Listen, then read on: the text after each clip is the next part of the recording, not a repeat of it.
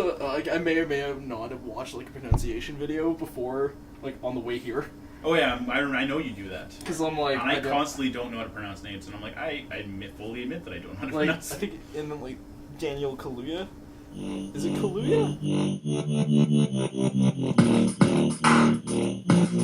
Hi, welcome to Watch Culture. My name's Mike. I'm here to talk about we're here to talk about movies that we recommend you to really watch. So the movie today, the movie I'm recommending to you today is the 2050 crime thriller Sicario, directed by Denis Villeneuve.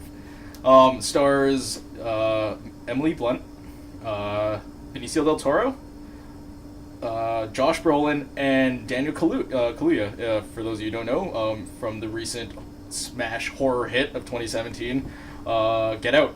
So the movie's about a very by-the-book hotshot named Kate, who is brought on by this government agency to join this task force to take down one of the most powerful cartels in Mexico. What makes this movie so great is just how the cinematography and Villeneuve's direction just makes every moment super tense. Like, as an audience member, I remember watching this movie for the first time, and I was literally on the edge of my seat. And there are two scenes, one at the very end, and one right in the middle that involves this border patrol where they're carrying this prisoner over and extraditing him to America. I can't stress enough how well done this scene is. To minor spoilers for those of you who haven't seen it, but the way the scene is set up is that they're transporting this prisoner, and they're gridlocked right before they hit the U.S. border, because they're transporting this cartel member from Juarez, Mexico, into Arizona, and so they're gridlocked, and they're looking everywhere just to make sure that they're not assassinated by cartel gang members. And it's so well done, because all you see is just a sea of cars, and then all the soldiers in the vehicles are just checking left, right, and center just to make sure that nobody's gonna have the jump on them. And when the action starts, it goes off. I can't stress enough how tense you feel, how tense I felt when I was watching this scene, because at that moment I'm going, oh my god, when is the hammer gonna fall? I really can't take this no more, because the way it's shot and directed was just so masterfully done. And let me just say that Emily Blunt, Josh Brolin, and Daniel Kaluuya do a fantastic job in this movie. But the person that really stole the show was Benicio del Toro. Now, if you haven't really seen a lot of his movies, he tends to play really over the top.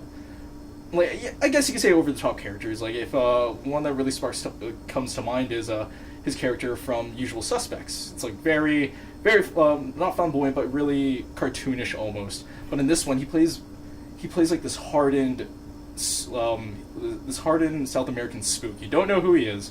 You don't know who he's working for, but you could really tell that he's seen a lot of shit, over the last few years, and then he could just end your life without even thinking about it. And you can really tell the way he interacts with all the other secondary characters throughout the movie. But when it's his time to kind of chew up the scene, he chews it up. He is the center of attention. I think while this isn't a perfect movie, and you follow Kate through this entire story arc, I feel as though the film should have really focused on Benicio del Toro's character. Not to spoil anything, but the last 20-30 minutes of the movie is arguably his character, was his big character moment. And I really would have liked to see more of him, just to see how he got to that point, why he's like that. But regardless if we did get that or not, he still did a fantastic job, and I really, really stress that you see it just to see how amazing he did in this film. But another great draw for the movie is just seeing this realistic take on the war on drugs between the U.S. and Mexico, and I think they did a spot on job.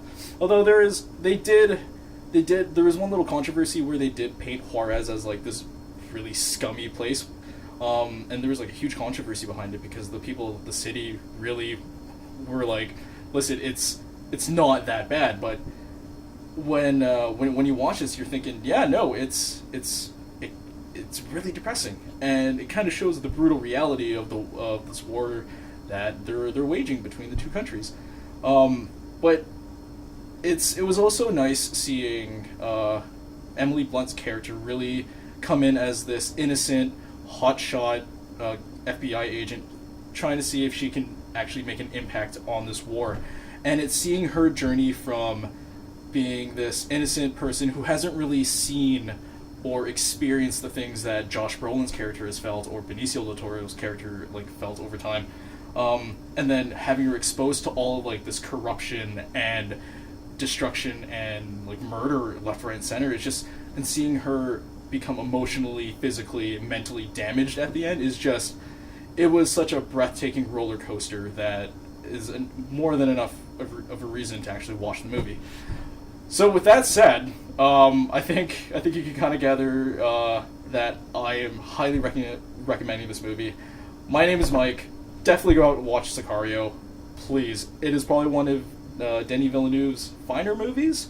But if you also get a chance, definitely check out his other movie, Enemy, Prisoners, and Blade Runner 2049.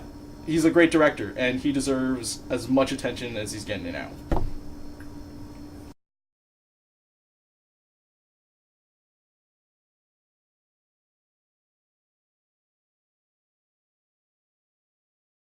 Hi, welcome to another episode of Crosstalk. My name's Mike, and today we're going to discuss why the cinematic masterpiece that is Armageddon is an instant classic.